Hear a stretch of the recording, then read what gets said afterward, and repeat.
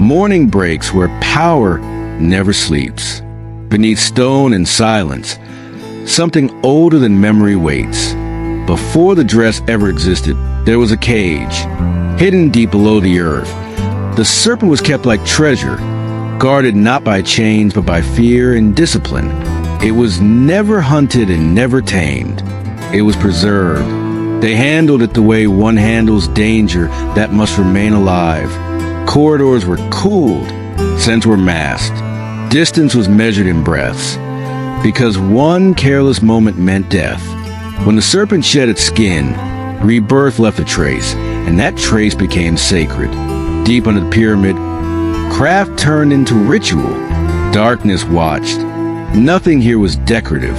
Scent was law.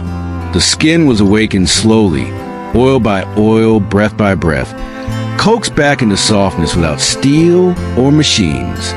Strength came from patience, precision from belief.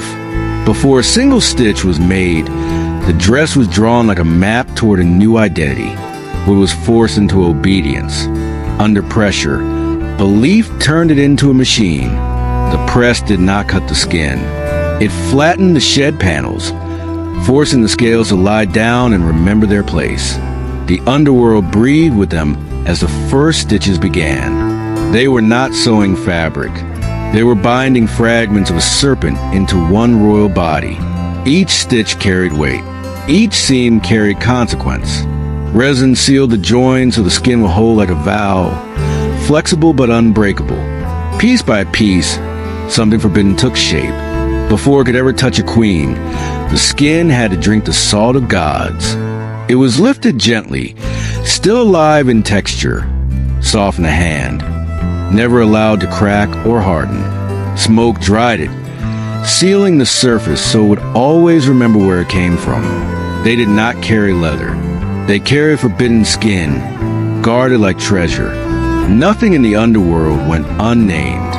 Every panel was tested by hand and breath. If it bent smoothly, it was worthy.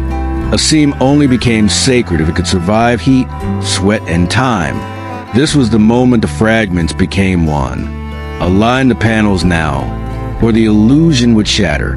The central seam was the spine. Break it, and the serpent would die.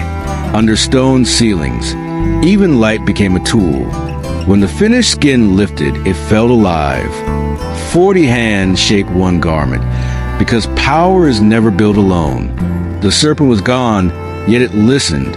The skin was cured again in sacred smoke, so it will remember the underworld forever. Resin locked the seams. Scent was measured like power itself. Too little and it faded, too much and it betrayed. Once sealed, the fragrance became both promise and threat. At last, the underworld prepared its offering. The serpent shed skin was carried as one carries a god, meant for one body alone. Even the gods feared what was being moved. It was laid down gently, as if laying down a living thing, rising from tomb-like depths toward a living throne. They were not dressing a queen. They were preparing a transformation. Perfume became the invisible thread binding skin to sovereignty. Fold it wrong, and the pattern would break. This was not fabric. It was an offering. Smoke rose, and the room became a threshold. The circle was redrawn. What entered next had to be contained. A queen does not rush. She arrives like fate.